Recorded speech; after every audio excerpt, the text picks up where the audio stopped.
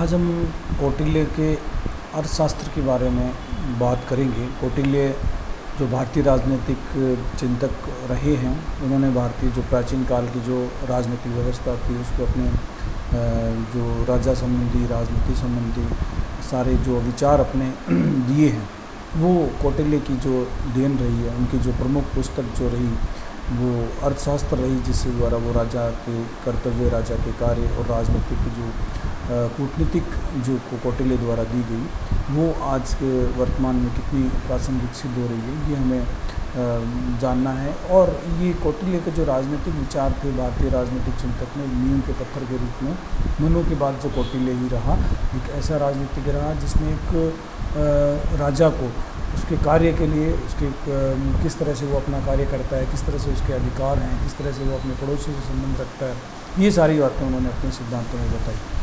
तो जो कौटिल्य का जो पूरा जो नाम था वो था विष्णुगुप्त कौटिल्य।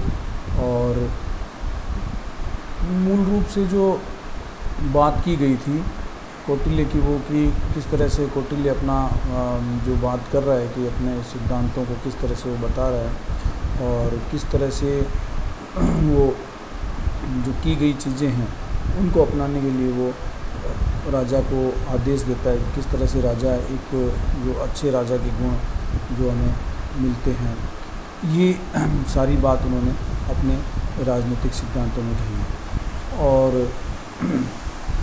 प्राचीन भारतीय राजनीतिक विचारकों के कौटिल्य का स्थान बहुत ही महत्वपूर्ण रहा था। साधारण ब्राह्मण परिवार में जन्मने के बावजूद भी अपनी योग्यता, मेधा, क्षमता तथा साहस ने केवल उन्हें अपना मुकाम स्थापित किया, वरन अपनी संगठन क्षमता, कूटनीतिक शौर्य और नंदवंश का नाश उन्होंने अपने इसी काल में किया। उन्होंने शपथ ली कि मैं जब तक इस नंदवंश का नाश नहीं करूंगा तब तक अपने स्थान पर बैठा नहीं रहूँगा। और उन्होंने अपनी दूरदृष्टि से नंदवंश के अत्याचारों से जो भारतीय जनमानस था उसे मुक्त कराया और उनके जो अत्याचार थे उनको समाप्त करते हुए उनके ऊपर चंद्रगुप्त मौर्य को स्थापित करते हुए वहाँ एक नए राजा के रूप में उन्होंने नियुक्त किया। राजनीतिक एकीकरण के द्वारा सशक्तिकरण की सत्ता उन्होंने स्थापित की। ये उनका जो राजनीतिक जो कूटनीतिक, यदि हम कहें कि ये सबसे बड़ा उनका जीवन का जो उदाहरण था कि उन्होंने नंदवंश को समाप्त किया और नंदवंश के अपनी कूटनीति के स्तर पर अपने नंदवंश के जो राजा थे उनको वहाँ से हटाकर उनके स्थान पर चंद्रगुप्त मौर्य की सत्ता स्थापित की और एक अच्छा सुशासन स्थापित किया। तो ये उनकी एक बहुत बड़ी उपलब्धि थी। और दूसरा, विद्वानों का मत था कि कौटिल्य का जो जन्म है वो 400 ईसा पूर्व तक्षशिला के गरीब परिवार में हुआ था। ईसा पूर्व उनका जन्म की जो मान्यताएं हैं, और उनको कई नामों से पुकारा जाता था। उनको विष्णुगुप्त भी कहा जाता था, चाणक्य भी कहा जाता था, कौटिल्य भी कहा जाता था। तो इसका जो उनका जो पूरा नाम था जो विष्णुगुप्त कौटिल्य था। और कौटिल्य के नालंदा विश्वविद्यालय में अपनी शिक्षा ग्रहण की और शिक्षा प्राप्त होने के बाद वो प्राध्यापक एक बने और प्राध्यापक बनने के बाद में सम्राट महानंद द्वारा किए गए अपमान का उन्होंने बदला लेने के लिए उन्होंने अपना जो कूटनीतिक जो दाव पेच थे उनके द्वारा उनका वापस बदला लेने का प्रयास किया और अंत में वे सफल भी हुए। और दूसरा, बदला लेने के पीछे जो उनका सबसे बड़ा जो कारण था कि उन्हें आंतरिक रूप से जो झकझोर दिया था उन्हें कि हम इस तरह के जो शासन था, जो राजा का शासन था, उन्होंने कहा कि ये पूरा अनैतिकतापूर्ण जो शासन था, इस शासन को समाप्त करने के लिए उन्होंने अपने जीवन में शपथ ली। और जो राजनीतिक के रूप में उनके जो सिद्धांत थे, उन्होंने स्वयं जो राजनीतिक सिद्धांत थे वो अपने आप उनको प्रतिपादित किया और उन्हें अपने राजा के समक्ष रखा। और राजा जो चंद्रगुप्त थे उन्होंने उनका पालना की और वे उन्होंने नंदवंश का नाश किया। तो ये राजनीतिक जो कूटनीति उनकी थी, इसी कारण उन्हें सफलता मिली। अब उन्होंने इसी जो दर्द के कारण, इसी दुख के कारण, या कह सकते हैं कि ये उनके मन में जो बात बैठ गई, इसी के कारण उन्होंने राजनीति में प्रवेश किया और राजनीति में प्रवेश करते हुए अपने जो कूटनीतिक तरीक़ों से उन्होंने नंदवंश का नाश किया और मौर्य वंश की स्थापना की। ये मौर्य वंश की स्थापना के लिए उनका बहुत बड़ा जो भागीदारी थी वो उन्हीं की थी। सिकंदर के जाने के बाद में जो कौटिल्य ने पंजाब के राजाओं से मैत्री और यूनानियों को देश से निकाल दिया ये उनका जो एक कूटनीतिक चाल थी जिसके द्वारा उन्होंने अपने मौर्य साम्राज्य को विस्तारपूर्वक जो नीति थी उसमें जो सिकंदर को यहाँ से निकालने में और पंजाब के राजाओं के साथ में दोस्ती करने में उनका बहुत बड़ा योगदान था। तो ये बात भी उनके ज़माने में, क्योंकि वो सुरक्षा सलाहकार और जो चंद्रगुप्त के राजा के बाद जो यदि कोई बड़ा प्रमुख पद था वो जो कौटिल्य के पास ही था। भारतीय राजनीतिक दर्शन में कौटिल्य का महत्वपूर्ण स्थान था। कौटिल्य ने अपनी कृति अर्थशास्त्र के द्वारा शासन संचालन, राजा के अधिकार, कर्तव्य, व्यापक चित्रण, ये सारी बातें उन्होंने अर्थशास्त्र में बताई। उनके प्रजा हित के लिए जो राजा को कठोर परिश्रम और कड़े नियम बनाने की वकालत भी की। उन्होंने कहा भी यदि आपको एक अच्छा राजा चाहिए तो उसके लिए प्रजा को भी उन नियमों में बंधना पड़ेगा, और राजा का जो कार्य है वो एक परिश्रम पूर्वक एक जो मेहनती राजा के रूप में जो कार्य करेगा वही एक सफल राजा कहलाएगा। उन्होंने प्रजा के हित के लिए भी कई बड़े फैसले लिए, कई बड़े नियम बनाए। वही प्राचीन भारत के संभवतः पहला विद्वान था जिसने राजनीतिक सिद्धांतों का वर्णन किया। तो ये मैंने आपको पूर्व में भी बता दिया था कि मनु के बाद एक कौटिल्य एक ऐसा था जिन्होंने राजनीतिक सिद्धांतों की बात की थी, राजनीतिक सिद्धांतों को प्रतिपादित किया था। कौटिल्य द्वारा प्रस्तुत सप्तांग सिद्धांत, मंडल सिद्धांत, षड्गुण सिद्धांत और राजनीति शास्त्र में उनकी अमूल्य देन है। ये जो सप्तांग सिद्धांत और मंडल सिद्धांत और जो षड्गुण सिद्धांत, ये अपने आप में ये एक बहुत बड़े सिद्धांत हैं।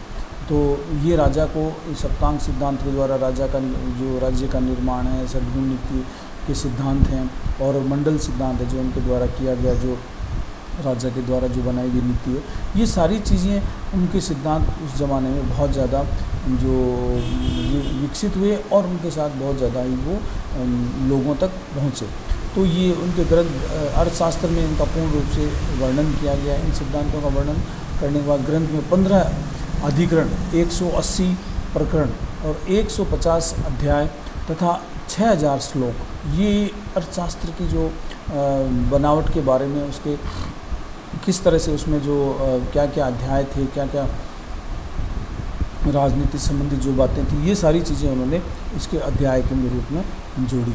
150 अध्याय और 6000 श्लोकों के कारण वो उन्होंने कहा कि ये बहुत बड़ा एक ग्रंथ था। इसमें राजनीति के अतिरिक्त दार्शनिक शिक्षा, नीति शिक्षा, सैन्य शास्त्र, रसायन शास्त्र, इंजीनियरिंग शास्त्र और इन सब चीज़ों का वर्णन किया गया था। तो ये अपने आप में जो बात की गई थी वो सभी जो एक राजा के लिए जो सारी चीज़ें जो इम्पोर्टेंट थी उन चीज़ों को जोड़ दिया गया। उन्होंने कहा चाहे वो दर्शन की बात हो, चाहे नीति की बात हो, चाहे वह सैन्य शास्त्र की बात हो, रसायन शास्त्र की बात हो या इंजीनियरिंग की बात हो, ये सारी चीज़ें एक राजा के लिए बहुत ज़रूरी है और तभी उनका पालन भी संभव है।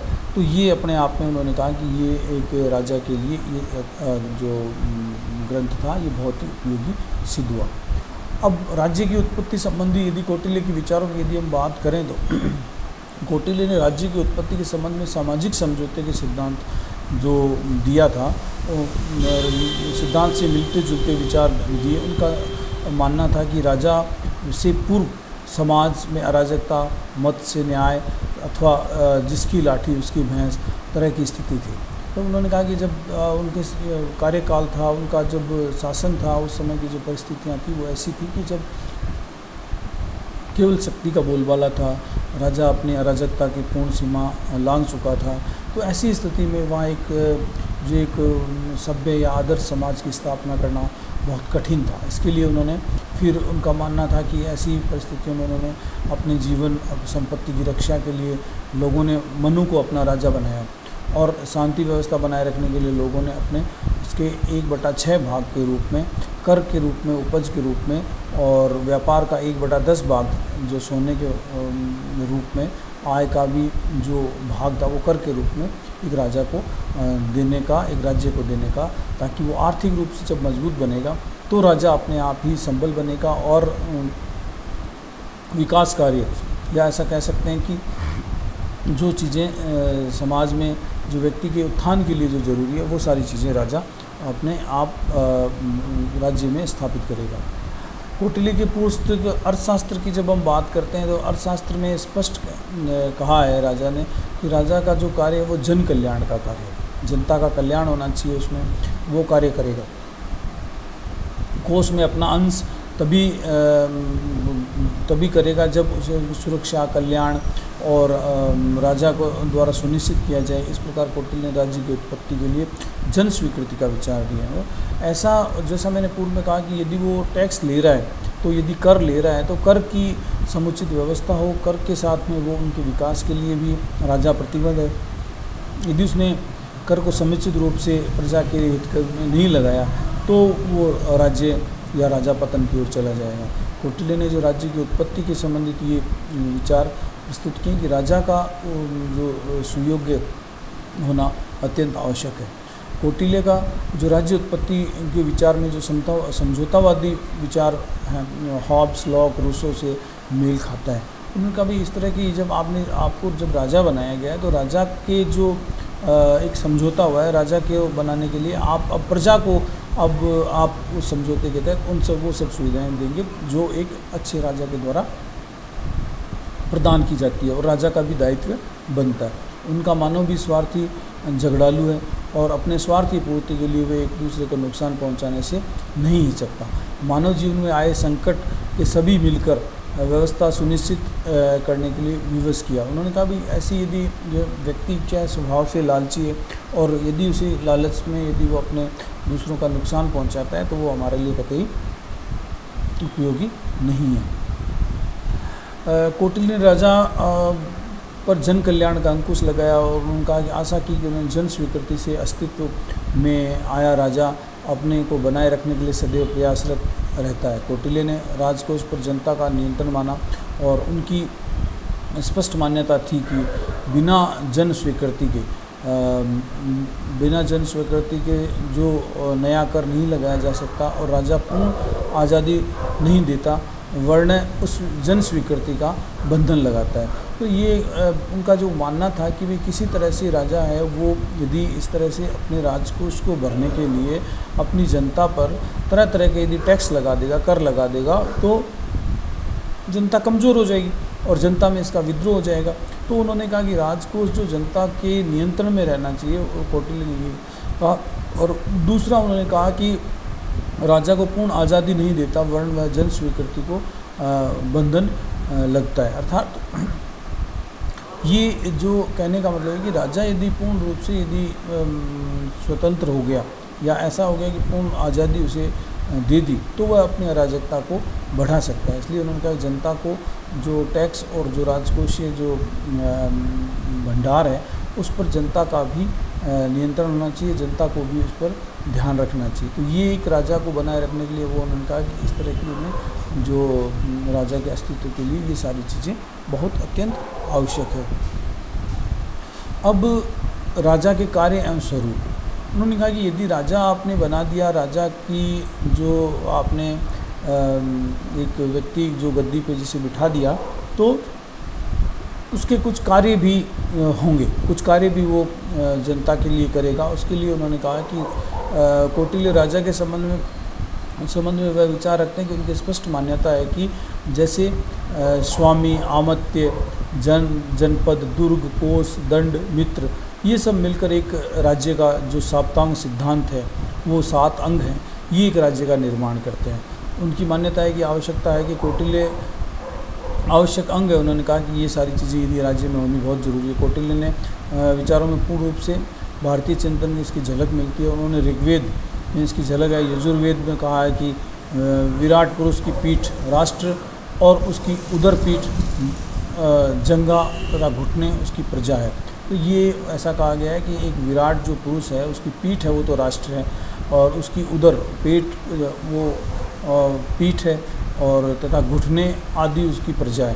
तो ये इस तरह से एक राजा के जो शारीरिक रचना के बारे में बताया गया है कि इस तरह के राजा का निर्माण हो तब एक अच्छा राज्य बन सकता है। यदि मैं सप्तांग सिद्धांत की बात करूं तो सप्तांग सिद्धांत में सबसे पहले स्वामी का अर्थ यहाँ कौटिल्य कहते हैं राजा।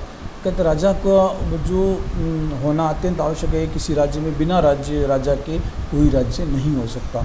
और उन्होंने राजा के लिए उन्होंने कहा कि एक सुयोग्य जो प्रजाहित, प्रजा के लिए कार्य करे, प्रजा के लिए सदैव तत्पर तैयार रहे और प्रजा के द्वारा नियुक्त किया गया हो। और दूसरा उन्होंने कहा कि ऐसा राजा जो योग्य हो, बलवान हो, शक्तिशाली हो और हमेशा तत्पर अपने प्रजा की रक्षा के लिए तैयार रहे, वही उस राजा, उस स्वामी की बात उन्होंने कही है।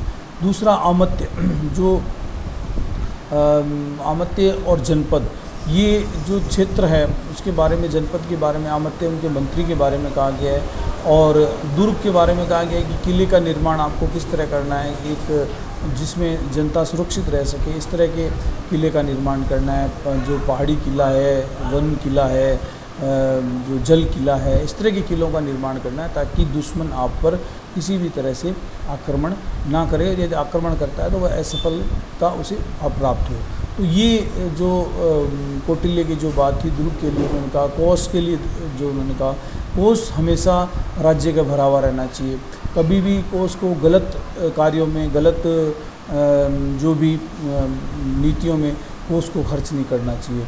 जनता की सेवा के लिए, जनता के कल्याण के लिए, जनता के विकास के लिए उसको राजकोष का निकालना चाहिए और उसी से जनता का भला हो सकता है। ऐसा ना हो कि राजा को जो कोष इकट्ठा कर दिया है तो राजा अपनी विलासिता के लिए, अपने ऐशो आराम के लिए उसको उसका उपयोग करना शुरू कर दे। तो ये जो सप्तांग सिद्धांत में कोष के लिए उन्होंने कहा, दंड के लिए उन्होंने ये कहा कि राज्य के लिए कोई भी व्यक्ति, चाहे वो बाहरी हो चाहे आंतरिक हो, यदि राज्य के जो सत्ता है उसे यदि नुकसान पहुंचाता है या देशद्रोह करता है या किसी भी तरह का कोई अपराध करता है, चोरी करता है, चकारी करता है, किसी से हिंसा करता है या अन्य कब्जा करता है या किसी के साथ किसी के चरित्र का हनन करता है, तो ऐसा यदि कोई नागरिक पाया जाता है तो राजा को उसे पूर्ण अधिकार है कि वो उसे दंडित करे और दंड भी उसकी, जैसा उसने अपराध किया उसके अनुसार उसका दंड उसे मिलेगा। तो ये एक अपने आप में राजा के द्वारा उन्हें बताई गई जो कि दंड का प्रावधान, अलग अलग तरह के दंड रखे गए थे, उसमें उन दंडों को भी शामिल किया गया।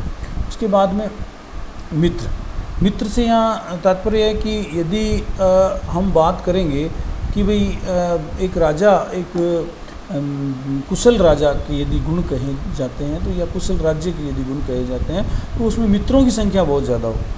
मित्रों की संख्या से यहाँ तात्पर्य है कि अपने आस पड़ोसी जो भी आपके मिलने वाले हैं, मित्र हैं, दूसरे राजा हैं, उन सब से आपको मित्रवत व्यवहार करना है। आपको अपनी मित्रता ज़्यादा बढ़ानी है, दुश्मनों को कम करना है। तो ये ताकि आप पर यदि किसी भी तरह की प्राकृतिक आपदा है, किसी तरह की कोई दूसरी राज्यों के द्वारा या दूसरे राजाओं के द्वारा यदि आप पर हमला किया जाता है, आपको राज्य को नष्ट करने के लिए कोई ऐसा कार्य किया जाता है, तो उस समय आप उनका मिलकर मुकाबला कर सकें, वो लोग आपकी मदद कर सकें।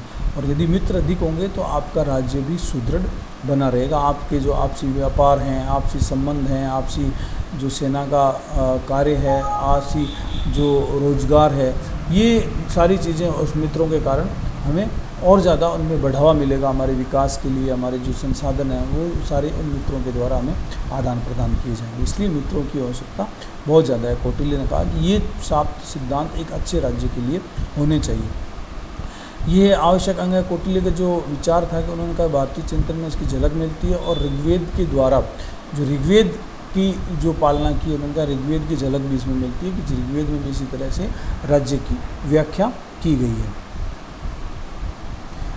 अब कौटिल्य के अनुसार जो राज्य के प्रमुख कार्य क्या हैं, यदि राजा जब बनता है तो राजा एक राज्य का निर्माण करता है। राज्य का यदि निर्माण करता है तो उसके लिए उसके कुछ ऐसे अधिकार दिए गए हैं जिससे वो कुछ प्रमुख कार्य करे, कार्य जिनसे जनता का कल्याण हो।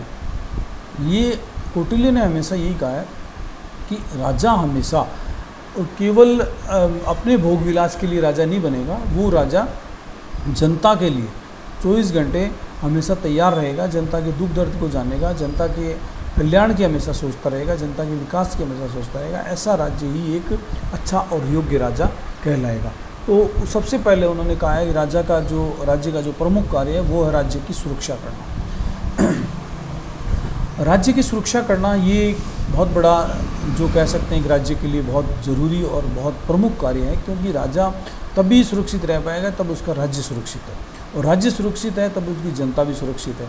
और इसके लिए उन्होंने अपने आप को अच्छे सैनिकों का चुनाव करना, अपनी सेना को मजबूत बनाना, उनके लिए हथियार लाना, और दूसरा अपने पड़ोसी राज्यों से अच्छे संबंध स्थापित करना, अपने मित्र जो राज्य हैं या मित्र जो दूसरे राज्य हैं उनके साथ मित्रतापूर्वक व्यवस्था करना, जिससे वो कि आपकी हर मदद के लिए हमेशा तैयार रहे। तो ये एक राजा का जो प्रमुख गुण है, उसके जो सुरक्षा।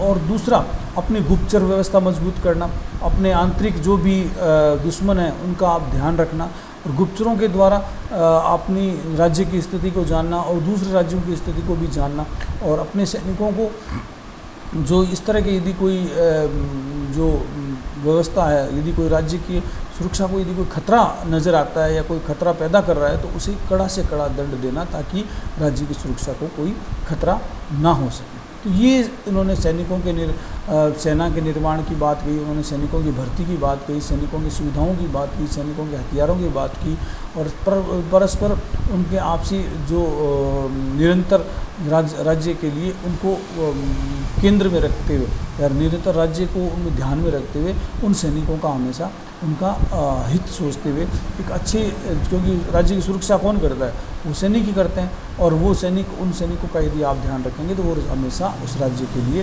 सुरक्षा प्रदान करेंगे। यही उनका कौटिल्य का जो राज्य के प्रति जो प्रमुख सिद्धांत था। दूसरा जो राज्य के प्रति उनका जो सिद्धांत था, उसमें उन्होंने कहा कि प्रमुख कार्य जो था शांति व्यवस्था को बनाए रखना। देखो किसी भी तरह से, क्योंकि राजा जो है वो उसके पास अनेकों कार्य थे, और अनेकों कार्य का मतलब राजा के छोटे से छोटे कार्य से लेकर बड़े से बड़े कार्य, विकास का कार्य, आज दूसरे राज्यों के साथ संबंध स्थापित करने का कार्य, या अन्य कार्य जो एक अच्छे शासन के रूप में, चाहे वो सामाजिक कार्य हो, आर्थिक कार्य हो, राजनीतिक कार्य हो, धार्मिक कार्य हो, इसलिए राजा हमेशा व्यस्त रहता था। इसलिए राजा को अपने राज्य में शांति व्यवस्था बनाए रखने के लिए बहुत ज़्यादा चिंता रहती थी, और वो राजा हमेशा शांति के लिए प्रयासरत रहता था। इसके लिए जैसे मैंने पूर्व में कहा कि जैसे आप अपनी सैनिक व्यवस्था को बहुत ज़्यादा मजबूत बनाएं, और उसके साथ साथ आप अपना जो सैनिक के साथ में गुप्तचर व्यवस्थाओं का जो आपके गुप्तचर हैं उनको मजबूत बनाएं, और कहीं पे भी यदि राज्य में किसी तरह की अशांति यदि फैल रही है तो तुरंत उस पर एक्शन लिया जाए, तुरंत उस पर कार्रवाई की जाए, और उसे शांतिपूर्ण ढंग से उस समस्या का निपटारा किया जाए। यदि कोई देशद्रोह, यदि कोई इस तरह का कोई गलत, जो राज्य के प्रति जो गलत कार्य कर रहा है, और उसका तुरंत पता लगाकर उस पर कार्रवाई की जानी चाहिए, ताकि राज्य में शांति बने रहे। और कोई भी किसी तरह की अराजकता, अत्याचार, उत्पीड़न या किसी तरह का किसी जनता के साथ यदि कोई अत्याचार कर रहा है, तो उसे उन अत्याचार को रोकने के लिए कड़े से कड़ा दंड देना चाहिए, ताकि वो जनता उस राजा के पक्ष में हमेशा रहे और उस राज्य में हमेशा शांति बने रहे। कानून व्यवस्था का भी पूरा ध्यान रखना है, क्योंकि शांति तभी बनी रहेगी जब सबको समुचित रूप से कानून मिलेगा, और जो अपराधी हैं उनको दंड मिलेगा, और न्याय रूप सबके साथ समानता का न्याय होना चाहिए। कहीं किसी के साथ कोई पक्षपात नहीं होना चाहिए, जिससे कि अशांति और अराजकता पैदा हो। तो ये कानून को उन्होंने मजबूत बनाया कि भाई कोई भी यदि किसी तरह राजा को के द्वारा यदि कोई गलत कार्य कोई कर रहा है तो उसे दंडित किया जाना चाहिए। प्रजा कहीं पे भी दुखी ना रहे, उनके भोजन की, उनके आवास की, उनके जन कल्याण की, या उनके जो करों की, उनका पूरा ध्यान रखा जाना चाहिए राजा, तभी राज्य में शांति बराबर बनी रहेगी। तीसरा उन्होंने कहा प्रजा की बाह्य और आंतरिक संकटों से रक्षा।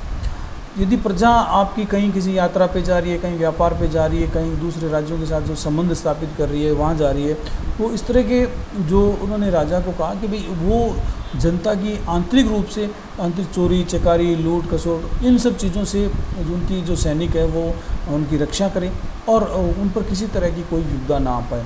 बाह्य रूप से दूसरे राज्यों के द्वारा उन पर यदि किसी तरह का कोई ज़्यादा टैक्स लगाना, ज़्यादा शोषण करना, ज़्यादा उनके साथ किसी तरह की भेदभाव करना या उनके प्रताड़ित करना, इस तरह का यदि उन पर कोई कार्रवाई यदि हो रही है, उन पर ये कुछ किया जा रहा है, उसके लिए राज्य का जो अधिकार है, राजा का जो कर्तव्य बनता है कि वो उनकी हमेशा सुरक्षा करे, उनको हमेशा आंतरिक और बाह्य संकटों से हमेशा बचाए। आंतरिक रूप से भी जो सैनिकों के द्वारा है कोई इस तरह की आंतरिक कलह यदि कोई पैदा होती है तो उसको राजा अपने नियंत्रण में करे। बाह्य रूप से जो बाह्य राज्यों के द्वारा उन पर किसी तरह की जनता पर कोई भी तरह का कोई संकट आए तो राजा उसके लिए हमेशा तैयार रहे। पहले वह स्वयं करे, फिर जनता को बाद में उस चीज़ से मुकाबला करने के लिए तैयार रखे। तो ये अपने आप में राजा का जो आंतरिक और बाह्य रूप से उनकी रक्षा का, जो सुरक्षा का, किसी भी तरह की रक्षा जो उन पर युद्ध आती है तो उसके लिए वो तत्पर तैयार है।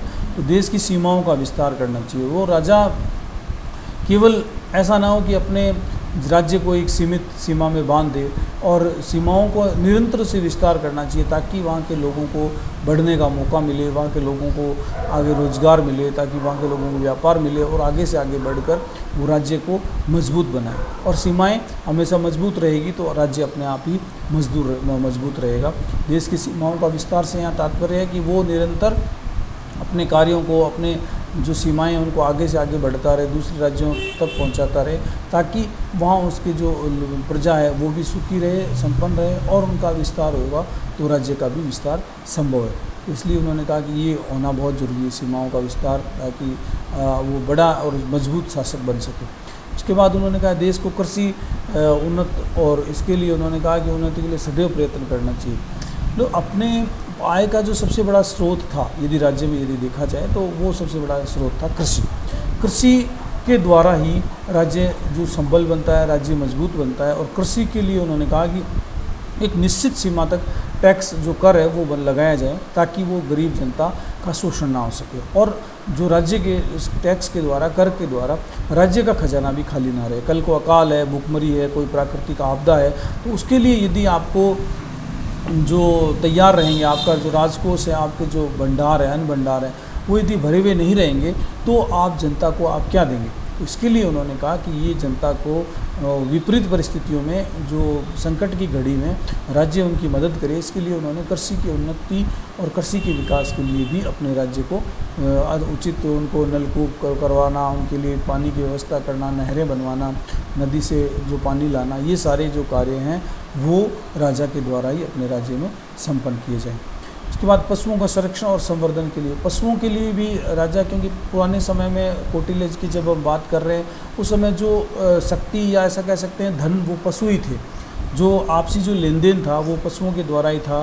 घोड़े, हाथी, गाय, भैंस, बकरी, ये सारे जो पशुधन था राज्य को मजबूत बनाने के लिए घोड़ों की जो सेना में रूप में काम में लिया जाता था, घोड़ों के द्वारा जो अन्य जो भी भारी कार्य करवाए जाते थे। इसी तरह हाथियों से जो सेना के युद्ध लड़वाया जाता था, और युद्ध के अलावा भी कई भारी जो काम थे वो उन पशुओं के द्वारा करवाए जाते थे। और आर्थिक रूप से दूध, दही, घी, ये सब लेने के लिए और पशुओं को चारे के रूप में खिलाने के लिए पशुओं के जो आर्थिक जो पक्ष था वो भी पशुओं के कारण मजबूत था, क्योंकि पूंजी पशु ही थे।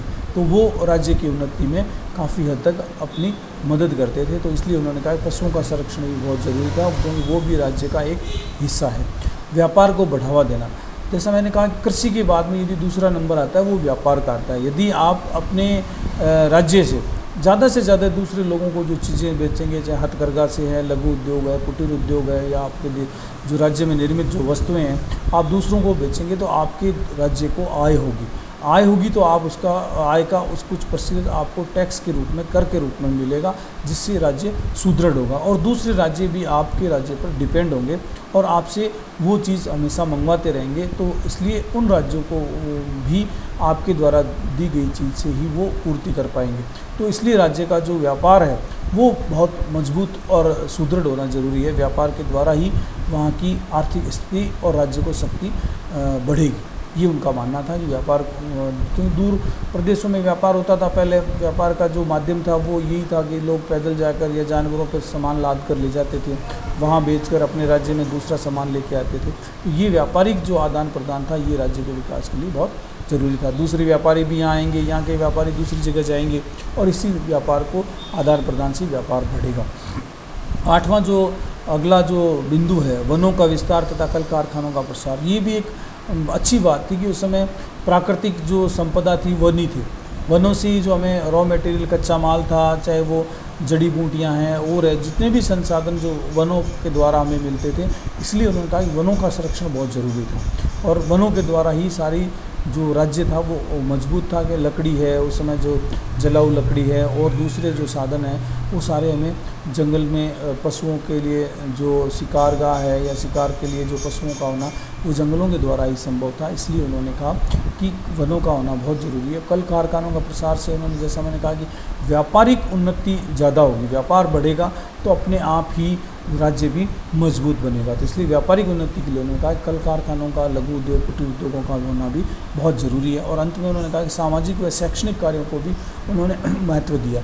देखो, सामाजिक और शैक्षणिक कार्य, ये राजा के जो प्रमुख कार्य थे, उन्होंने शिक्षा देना, शैक्षणिक स्कूलों का स्कूलें खोलना, कॉलेज और विश्वविद्यालय खोलना। ये तो आप मान ही गए होंगे कि तक्षशिला और नालंदा, जब उस समय इतने बड़े जो हमारे विश्वविद्यालय थे जिनसे लोग, विदेशी लोग यहाँ पढ़ने आया करते थे, तो वहाँ शिक्षा का स्तर कितना था। और इस शिक्षा के स्तर को बनाए रखने के लिए कौटिल्य ने कहा कि आप निरंतर शिक्षा को आगे बढ़ाने के लिए स्कूलों और कॉलेजों का निर्माण करें जिससे जनता का विकास हो सके। दूसरा उन्होंने कहा कि सामाजिक विकास के लिए उन्होंने कहा कि समाज के लिए जो उपयोगी जो चीज़ें हैं, हॉस्पिटल बनवाना, सराय बनवाना, धर्मशाला बनवाना, कुएं बनवाना, या और जो भी जो विकास के लिए काम आ सके, मंदिर बनवाना, धार्मिक स्थिति को मजबूत करना, ये सारी चीज़ें जो सामाजिक जो त्यौहार है, तीज त्यौहार है, उनको मनाने के लिए जो कार्य करना, ये एक अच्छे राज्य के लिए,